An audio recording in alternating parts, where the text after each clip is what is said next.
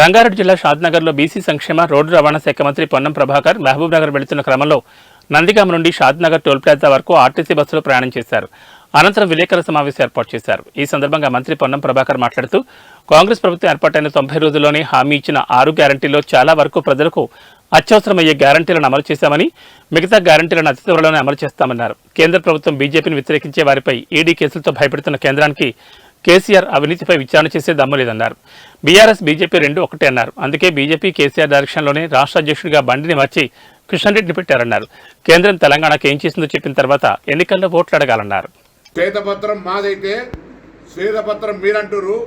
ఈ 2 పత్రాలు మీ యొక్క బంగ్లాలు సౌదాల యొక్క వైట్ పేపర్ పెట్టుకుని అడుగుతారు. ఎవరెవరికి ఎన్ని బిల్లాలు వచ్చినాయి 2014 కంటే ఎక్కడుంటిరి 2024 ఎక్కడికి వచ్చిరో మీ ఆస్తులు, బంగ్లాలు, ఫామ్ హౌజులు, వ్యవస్థ, రాజరిక వ్యవస్థ, ఇవన్నింటినీ కూడా ఒక పత్రాల లోపల బయట పెట్టమని అడుగుతూ ఉన్నాం. అంతేకాదు ఈరోజు ఉలిక్కి పడుతూ ఉన్నారు. నల్గొండ జిల్లాలో కేసీఆర్ గారు పర్యటన చేసినప్పుడు అన్నాడు, ఏం బీకడానికి వేరు బొందల గడ్డకు అన్నారు.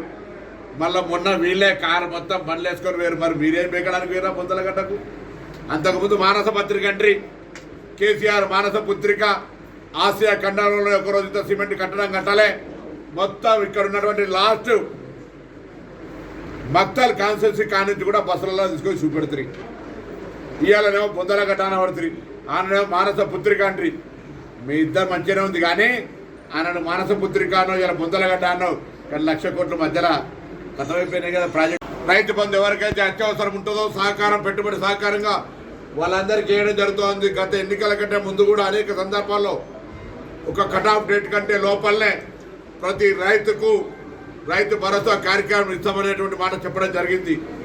వీటితో పాటుగా చేయూత కావచ్చు, లేదా రైతు భరోసాకు పెంచినటువంటి కార్యక్రమం కావచ్చు, మిగతా అంశాలన్నీ కూడా చేసే బాధ్యత మాది అనే మాట సందర్భంగా మనం చేస్తా ఉన్నాం. మేమల్లా తెలంగాణ ప్రజానికానికి, తెలంగాణ రాష్ట్రం 90 రోజుల కింద కాంగ్రెస్ వచ్చినటువంటి ఈ కాంగ్రెస్ పార్టీ అధికారంలోకి వచ్చినటువంటి ఈ తెలంగాణ రాష్ట్రంలో గత 10 సంవత్సరాలుగా ఈ రాష్ట్ర ఖజానా పరిస్థితిని శ్వేతపత్రాల ద్వారా తెలంగాణ సమాజానికి తెలవాలని మేము చెప్పినాం. అదే కాదు, మా యొక్క శ్వేతపత్రాలకు స్పందించి వాళ్ళేదో శ్వేతపత్రాలు అంటే శ్వేతపత్రాలు వాళ్ళేదో చెమటతోటి ఈ దేశ రోజులకే 420 అనే మాటలు మాట్లాడేటువంటి ప్రభుత్వం ఇలా జవాబు చెప్పాల్సి ఉంది. అదేవిధంగా భారతీయ జనతా పార్టీ మరొక్కసారి నేను అడుగుతా ఉన్న సూటిగా 10 సంవత్సరాలుగా తెలంగాణ రాష్ట్రానికి మీరు చేసిన పని ఏందో చెప్పండి. బాత్రూమ్లు కట్టినమా, రేషన్ బియ్యం ఇచ్చినమా, ఈజీఎస్ కార్యక్రమాలు చెప్పినామా అని చెప్పుకునేది కాదు. ఒక నిరుద్యోగ సమస్య పరిష్కారానికి, ఒక ఆరోగ్యం మెరుగుపడడానికి వైద్య సంబంధించిన పరంగా కావచ్చు, నిరుద్యోగ సమస్య కావచ్చు, ఇన్ఫ్రాస్ట్రక్చర్ కావచ్చు, ఏదైనా మీరు ఏర్పాటు చేసింది ఉందా అని అడుగుతాను. ఆఖరికి విభజన హామీలు కావచ్చు, అవన్నీ చేయని మీరు ఇలా తెలంగాణ రాష్ట్రంలో ఏ ముఖం పెట్టుకొని ఓట్లు అడుగుతారు. అంతేకాదు, మీ ప్రధానమంత్రి మీ అమిత్ షా పార్లమెంటు సాక్షిగా తెలంగాణ ఏర్పాటును వ్యతిరేకించి తెలంగాణ అమరవీరులను అవమానపరుస్తూ తెలంగాణ ఏర్పాటు దొంగదారిన చేసుకొని పేరు తలుపులేసని చెప్పినటువంటి దానికి భారతీయ జనతా పార్టీ జవాబు చెప్పాలి, ఎన్నికల్లో డిమాండ్ చేస్తా ఉన్నాం. మా ప్రభుత్వం వీళ్ళకి మాత్రమే అర్హత ఉంది, వీళ్ళకి అర్హత లేదని కాదు. ఏదైనా సాంకేతిక కారణంతో ఎక్కడైనా ఇబ్బంది వచ్చి మీకు ఇప్పుడు ఈ కార్యక్రమం లబ్ధి జరుగుతలేదు అనుకుంటే కూడా వాళ్ళు మళ్ళీ అప్లికేషన్ పెట్టుకోండి, వాళ్ళందరూ కూడా చేసే బాధ్యత ఇంత ఓపెన్గా చెప్తా ఉన్నాం. అదేవిధంగా మార్చి 11 నాడు గౌరవ ముఖ్యమంత్రి గారి చేతుల మీదుగా తెలంగాణ రాష్ట్ర మంత్రివర్గము, ఎంపీలు, ఎమ్మెల్యేలు అందరూ కూడా కలిసి తెలంగాణ ప్రాంతంలో అందరి ద్రాక్షగా అల్లుడ తేడ వండుకుంటాడు, కోళ్ళేడ అమ్ముతారు, మేకలేడ కట్టేస్తారు అన్నటువంటి డబల్ బెడ్రూమ్ జాగల మేము చెప్పినటువంటి ఇందిరమ్మ ఇండ్లు 5 లక్షల రూపాయలతోటి ప్రారంభం చేసే కార్యక్రమాన్ని తీసుకోబోతా ఉన్నామనే మాట సందర్భంగా మనం చేస్తూ ఉన్నా.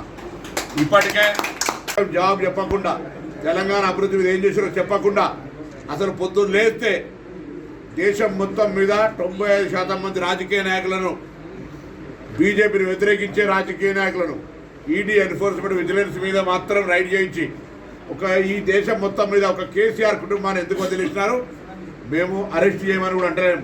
కానీ మీరే అనేక సందర్భాల్లో కేసీఆర్ అవినీతికి కేంద్రం, కాళేశ్వరం ఏటీఎం మొత్తం దొంగలు వీళ్ళని చెప్పినటువంటి మీరు ఈ దేశంలో అత్యంత అవినీతిపరుడు ఎవరంటే కేసీఆర్ అన్న మీరు ఎందుకు మీ ప్రభుత్వం కేంద్రంలో అధికారం ఉంటే చట్టపరమైన చర్యలు తీసుకోదు? మీరిద్దరు ఒకటే కాదా?